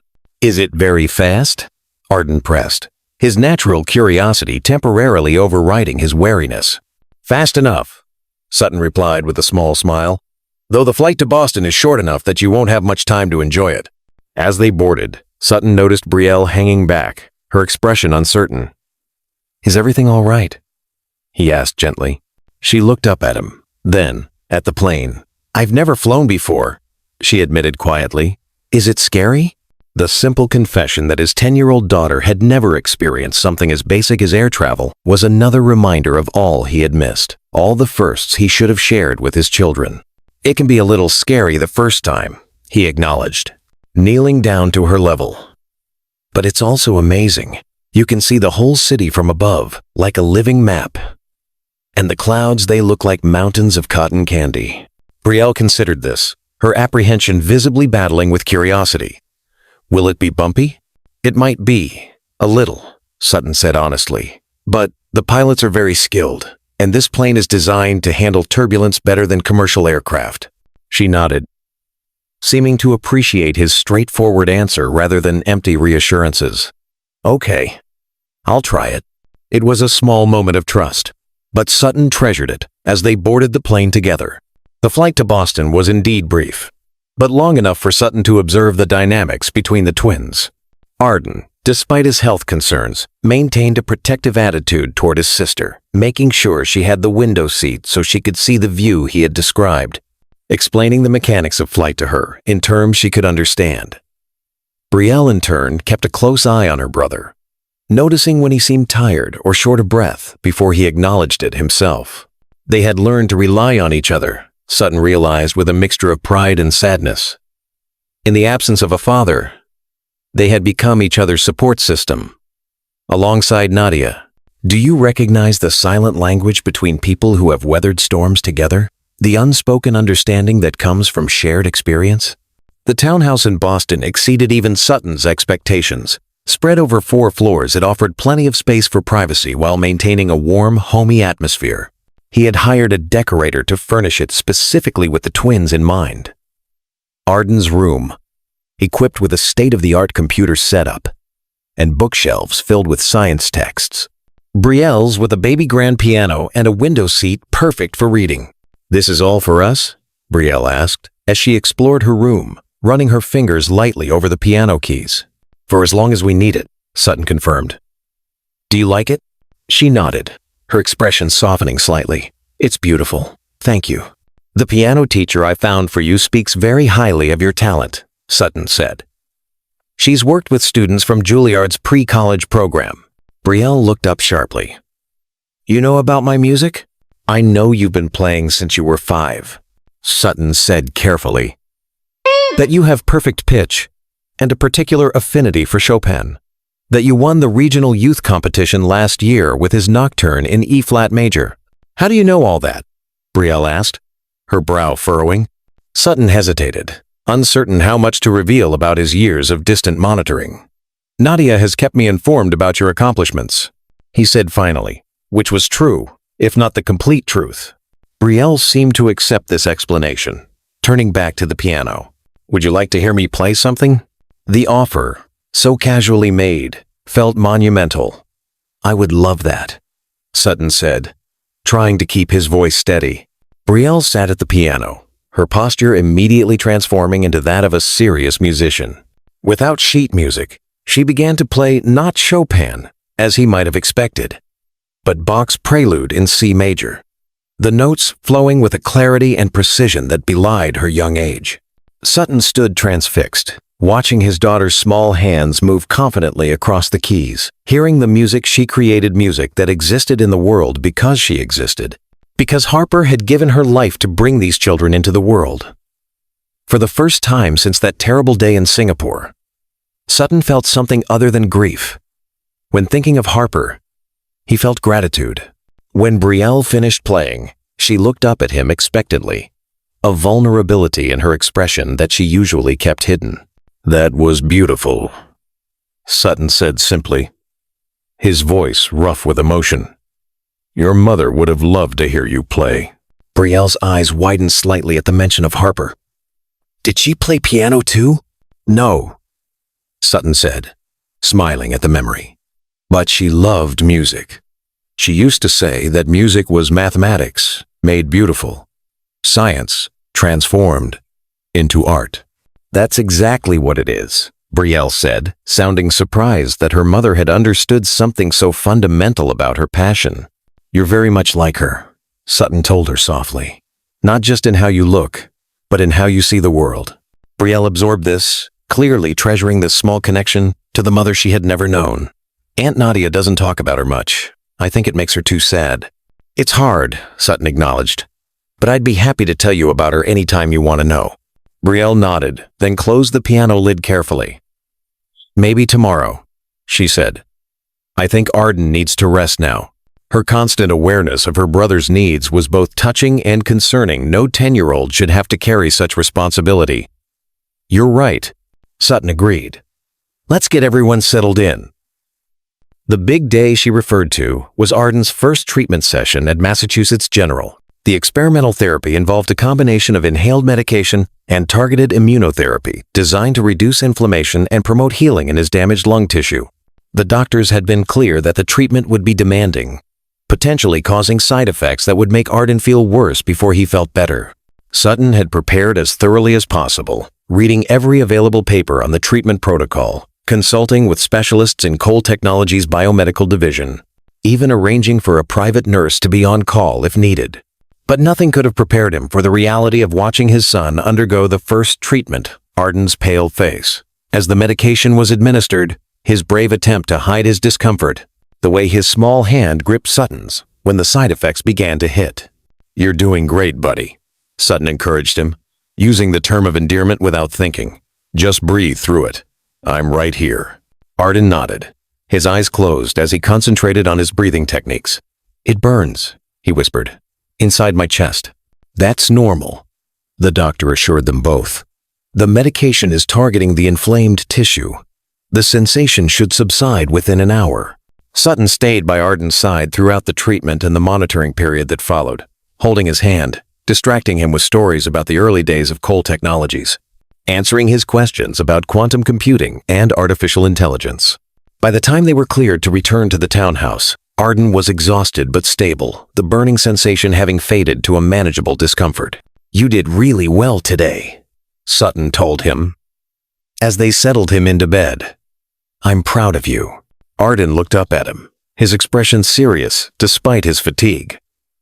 "Were you scared?" he asked unexpectedly. The question caught Sutton off guard. "Yes," he admitted after a moment. "I was scared. But you stayed anyway," Arden observed, his tone making it clear this fact had registered significantly with him. "Of course I stayed," Sutton said. "I wouldn't be anywhere else." Arden nodded, seeming satisfied with this answer. "I'm tired now," he said, his eyelids already drooping. "Get some rest," Sutton told him, resisting the urge to kiss his forehead as he had seen Nadia do. "I'll be right down the hall if you need anything." Have you ever realized that the smallest moments a hand held during pain, a promise kept when it would be easier to leave, can begin to heal the deepest wounds? As the days turned into weeks, a routine developed. Arden underwent treatments 3 times a week, with Sutton always by his side. On treatment days, he was usually too tired for schoolwork, so they would watch documentaries together or play chess, a game Arden had a natural aptitude for, consistently challenging Sutton despite his limited experience.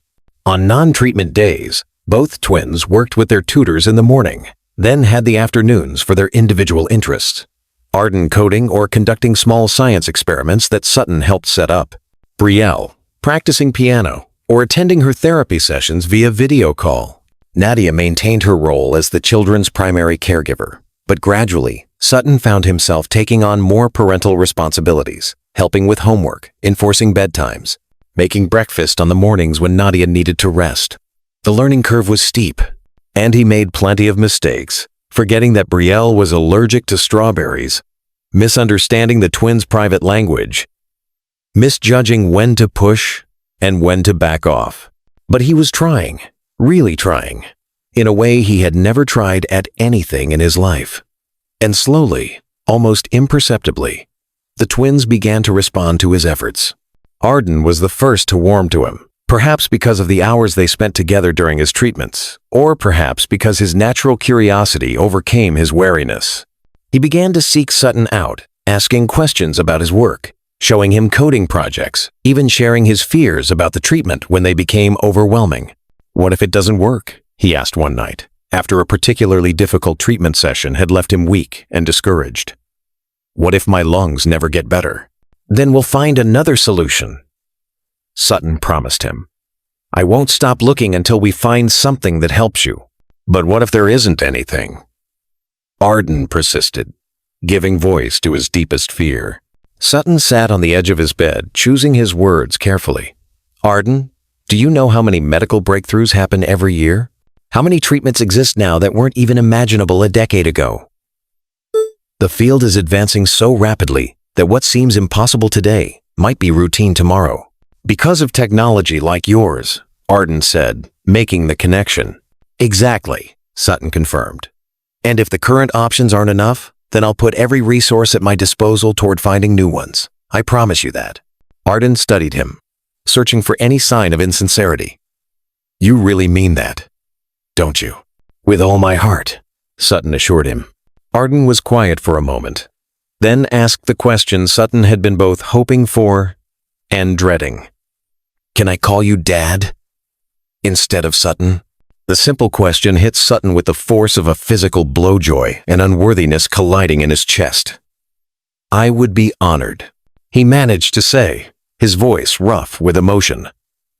"But only if you're comfortable with it." "I think I am," Arden said thoughtfully. "You're acting like a dad now, not like before." "I'm trying to," Sutton acknowledged. "I know I can't make up for the past, but I want to be the father you deserve. From now on." Arden nodded, accepting this. "Good night, Dad," he said, testing the word. "Good night, Arden," Sutton replied, his heart fuller than he had thought possible. Have you ever heard a word that changed everything? A single syllable that rewrote your entire identity? Brielle's trust came more gradually, in small moments, rather than dramatic declarations. She began to join them for chess games, sitting quietly at first, then offering strategic suggestions that revealed her own analytical mind. She asked Sutton to listen to new pieces she was learning, valuing his opinion despite his limited musical knowledge. And one evening, as they were all watching a movie together, she fell asleep, with her head resting against his shoulder, a simple act of trust that meant more to him than any business success ever had. As the first month of treatment progressed, Arden's condition began to show signs of improvement. His breathing became less labored, his energy levels increased, and the doctors expressed cautious optimism about his response to the therapy. The inflammation markers in his blood work are significantly reduced, the lead researcher explained during their weekly review, and the latest scans show the beginning of tissue repair in the damaged areas of his lungs. "So it's working?" Nadia asked, hope evident in her voice. "It appears to be," the doctor confirmed. "Of course, we're still early in the treatment protocol, but these initial results are very encouraging." The news brought a wave of relief to their household.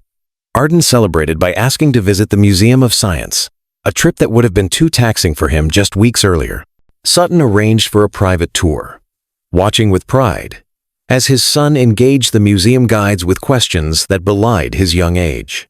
Brielle, too, seemed to blossom as her brother's health improved, the constant worry that had shadowed her easing somewhat. She performed in a small recital organized by her Boston piano teacher, playing with a confidence and joy that brought tears to Sutton's eyes. "She's extraordinary," he whispered to Nadia as they watched from the audience. "Yes, she is," Nadia agreed. "They both are." The shared pride in that moment felt like a bridge across the years of separation, a recognition that whatever their past conflicts, they were united in their love for these children. As they approached the halfway point of their planned stay in Boston, Sutton found himself dreading the eventual return to New York, to the separation that would likely follow. He had grown accustomed to the daily rhythms of family life. Breakfast conversations, homework help, bedtime stories. The thought of returning to his empty penthouse, of seeing the twins only on scheduled visits, felt increasingly unbearable. One evening, after the children had gone to bed, he broached the subject with Nadia as they sat in the townhouse's comfortable living room, reviewing Arden's latest test results. "I've been thinking about what happens after the treatment is complete," he began carefully. "About our arrangements going forward." Nadia looked up from the medical reports, her expression guarded. "What about them? These past weeks with the children, they've changed me, Nadia, being a daily part of their lives, not just a distant provider. I don't want to go back to the way things were before." "What are you suggesting?" Nadia asked, setting aside the papers to give him her full attention. Sutton took a deep breath. "I want to be a real father to them. Not just weekends or scheduled visits, but a consistent presence in their lives. I know I have no right to ask this after 10 years of absence, but I'm asking anyway." Nadia was silent for a long moment, considering his words. "And how would that work, practically speaking? Your company is headquartered in New York. Our lives are there too." "I've been thinking about that," Sutton admitted. "What if I bought a place near yours in the city? Somewhere the twins could stay sometimes, but close enough that they wouldn't be disrupted from their routines with you. I could adjust my work schedule, be available for school events, medical appointments, whatever they need." "Co-parenting," Nadia said, naming what he was proposing. "After a decade of me raising them alone." "I know it's a lot to ask," Sutton acknowledged. "And I know I haven't earned it. But Nadia, they're my children too. Harper's children. Don't they deserve the chance to have their father in their lives, if he's finally ready to be there?" Nadia studied him, her expression unreadable. "And what happens when the next big deal comes along?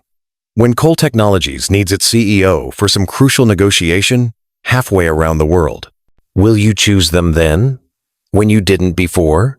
The question cut to the heart of his failure, to the choice he had made in Singapore that had cost him everything that mattered. Sutton didn't answer immediately, giving the question the serious consideration it deserved. "I've been running Cole Technologies remotely for nearly 2 months now," he finally said. "The company hasn't collapsed. The stock price hasn't plummeted. In fact, our latest quarterly results were among the strongest in our history." He leaned forward, his expression earnest. "What I've realized, Nadia, is that I built a company that can function without my constant presence. I created systems and hired people specifically so that Cole Technologies could operate efficiently even when I'm not there. I just never had a reason to step back before nothing that mattered more than the next deal." The next acquisition. The next breakthrough. And now you do? Nadia asked, though it wasn't really a question. Now I do, Sutton confirmed. Arden and Brielle matter more. Nadia was quiet for a long moment, weighing his words against the evidence of the past weeks, the nights he had stayed up with Arden when the treatment side effects were at their worst, the piano recitals he had attended with rapt attention, the science projects he had helped construct on the dining room table, heedless of the mess. The children should have a say in this, she finally said, especially Brielle. She's been more cautious about letting you in. Of course, Sutton agreed immediately. I wouldn't want to force anything on them, but if they're open to it. If they're open to it, Nadia echoed, then we can discuss specific arrangements when we return to New York. But Sutton, she added, her expression serious. This has to be forever. Not until the next crisis at work. Not until it becomes inconvenient or difficult. Forever. Forever, he promised, meaning it more than any vow he had ever made. Sometimes the most important promises we make are the ones that redefine who we are at our core. The conversation with the twins took place the following weekend, during a rare day when Arden felt well enough for an outing. Sutton had arranged for them to visit a small private beach on the Massachusetts coast, a peaceful spot where they could talk without distractions. As the children explored the shoreline, collecting shells and interesting stones, Sutton and Nadia called them over to sit on a large blanket spread across the sand. We wanted to talk to you both about what happens when we go back to New York. Nadia began gently, about our family arrangements going forward. The twins exchanged one of their wordless glances, communicating in that mysterious way that only they seemed to understand. You mean about Dad, right? Arden asked.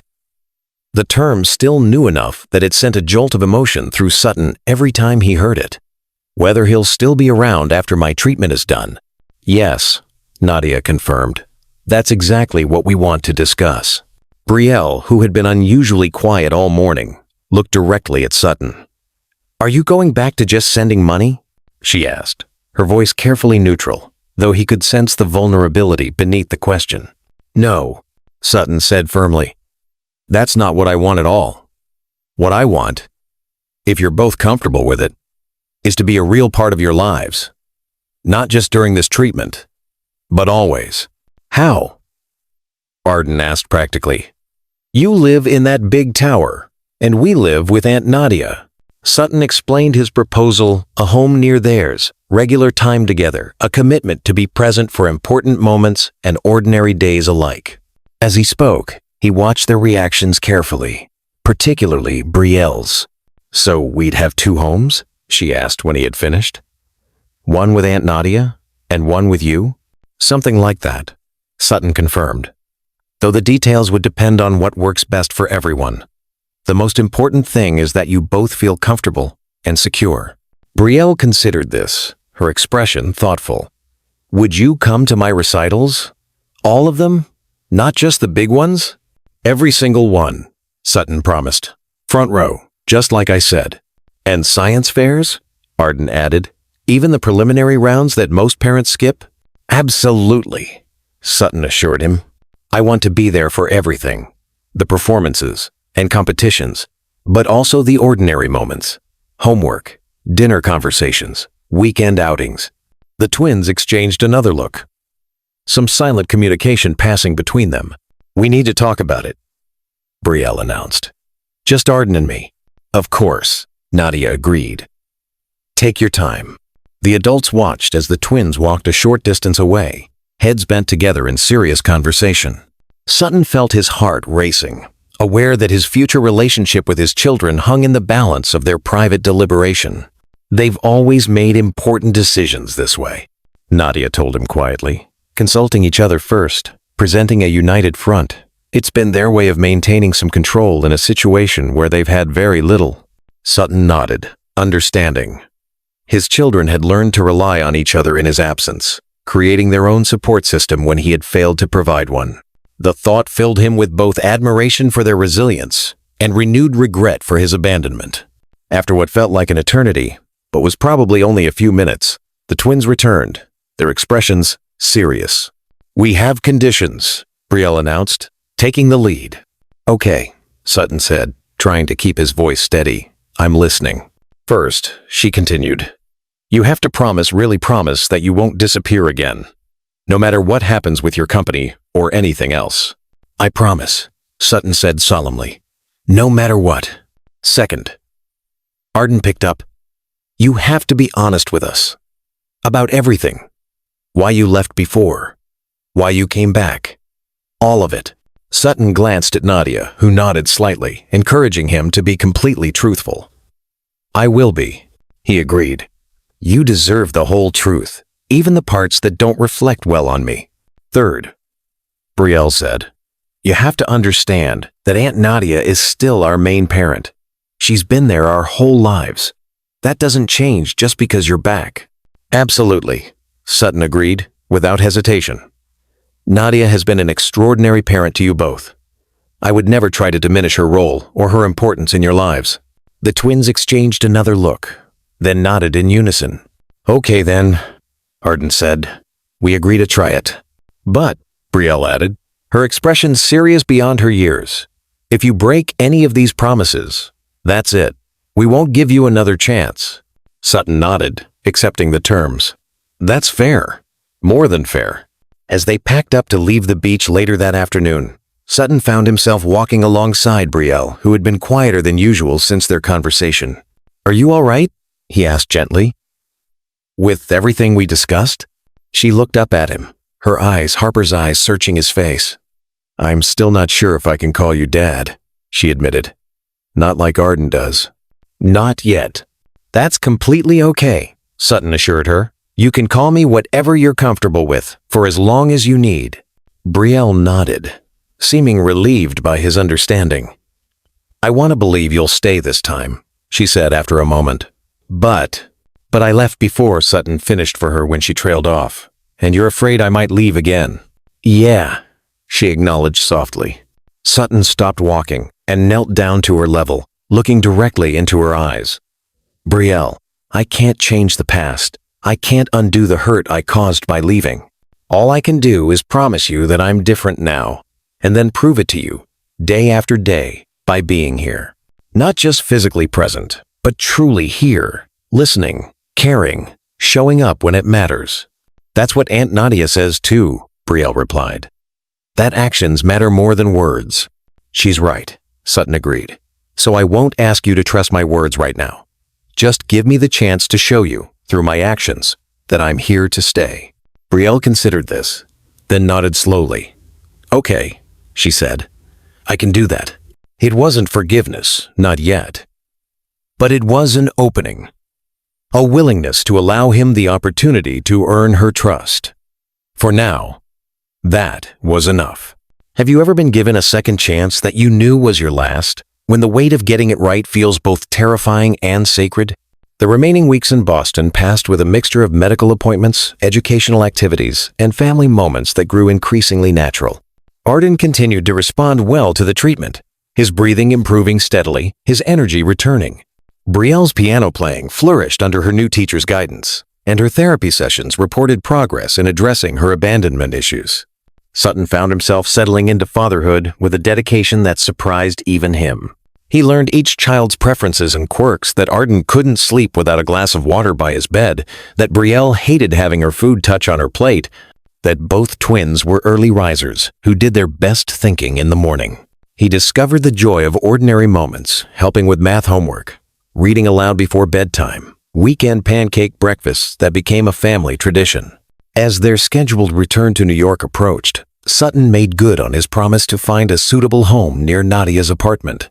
He purchased a brownstone just 3 blocks away, working with designers to create spaces that would make the twins feel welcome and comfortable during their time with him. Arden's room was equipped with a state-of-the-art computer lab and telescope positioned at the window. Brielle's featured not just a piano, but a small recording studio where she could capture her performances. There were common areas designed for family activities, a library stocked with books that matched their interests, and a rooftop garden where they could enjoy outdoor space despite the urban setting. When the day came for Arden's final treatment in Boston, all 4 of them attended the appointment together. The doctors were pleased with his progress, confirming that the therapy had significantly reduced the inflammation and begun the healing process in his lungs. He'll need follow-up appointments every month for the first year, the lead researcher explained.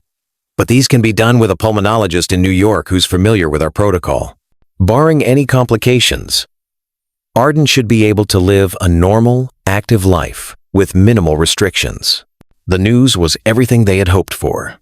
As they left the hospital for the last time, Arden reached for Sutton's hand on one side and Nadia's on the other, a physical connection that symbolized the new family structure they were creating. "Thank you," he said simply, looking up at Sutton, "for being here, for making sure I got better." "Always," Sutton replied, his voice rough with emotion. "That's what fathers do." Their return to New York marked the beginning of a new chapter. The transition wasn't without challenges, establishing routines that included both households, navigating the twins' social lives and school commitments, finding the right balance that honored Nadia's primary role while allowing Sutton meaningful involvement. There were difficult conversations too, as Sutton fulfilled his promise to be honest with the twins about the past. He explained his absence in terms they could understand, never excusing his choices but helping them see the fear and grief that had driven them. He showed them photographs of Harper, told them stories about their mother, ensuring that her memory remained alive in their family narrative. Brielle's trust came in increments, small moments of connection that gradually built towards something deeper. The first time she called him from school when she forgot her lunch. The evening she asked for his help with a history project. The Saturday morning she appeared at his door unscheduled, simply wanting to practice piano in the quiet of his home. And then, 3 months after their return to New York, came the moment Sutton had both hoped for and tried not to expect. Brielle was performing in a major piano competition, her most significant public appearance since their return. Sutton sat in the front row as promised, alongside Nadia and Arden, his heart pounding with nervous excitement on his daughter's behalf. Brielle walked onto the stage with poise beyond her years, acknowledged the audience with a small bow, then seated herself at the grand piano. Before beginning her piece, Chopin's Ballade No. 1-inch G minor, ambitious even for advanced students, she looked directly at Sutton and smiled, a genuine smile that reached her eyes. Her performance was flawless, technically brilliant, and emotionally resonant in a way that left the audience breathless. When she finished, the applause was immediate and enthusiastic, with many in the crowd rising to their feet in appreciation. Backstage afterward, Brielle rushed toward them, her face flushed with excitement. "Did you hear that applause?" she exclaimed. "They really liked it." "They loved it," Nadia corrected, embracing her. "As did we. You were magnificent." "Totally crushed it," Arden agreed with brotherly pride. Brielle turned to Sutton, her expression suddenly shy despite her triumph. "What did you think, Dad?" The word, spoken for the first time, hit Sutton with the force of a physical blow. He knelt down, meeting his daughter's gaze, not bothering to hide the tears that sprang to his eyes.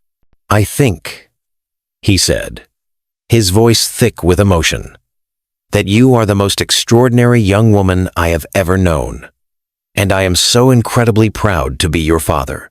Brielle threw her arms around his neck, a spontaneous embrace that conveyed more than words ever could. Over her shoulder, Sutton met Nadia's gaze, saw the mixture of joy and bittersweet acknowledgement in her expression.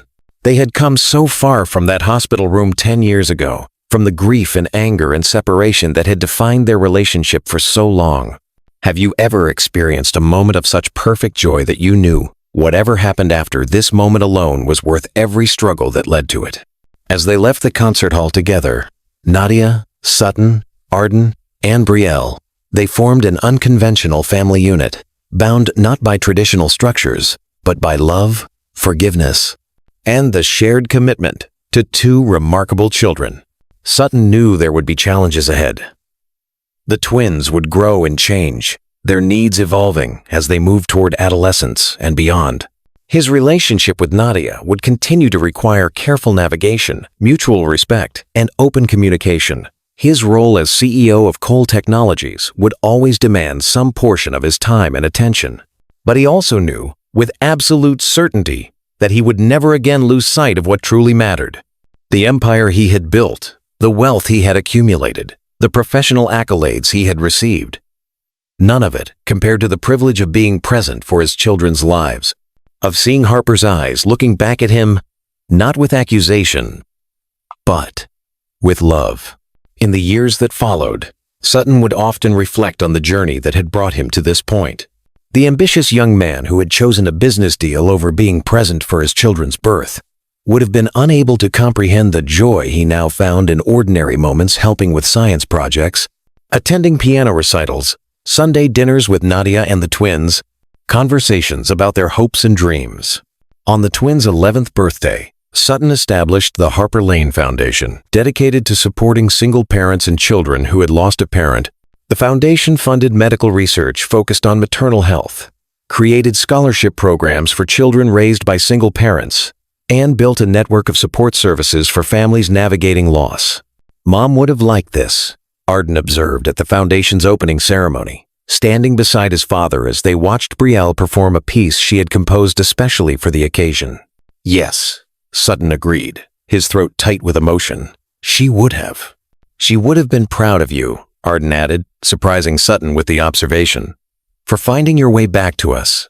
Sutton placed his arm around his son's shoulders, marveling at how much he had grown in the past year. I think she helped guide me, he said softly, in ways I didn't recognize at the time. As Brielle's music filled the room, a composition that somehow captured both loss and hope, separation and reunion, Sutton felt Harper's presence more strongly than he had in years. Not as a painful reminder of his failure, but as a gentle affirmation that even the most broken stories could find healing.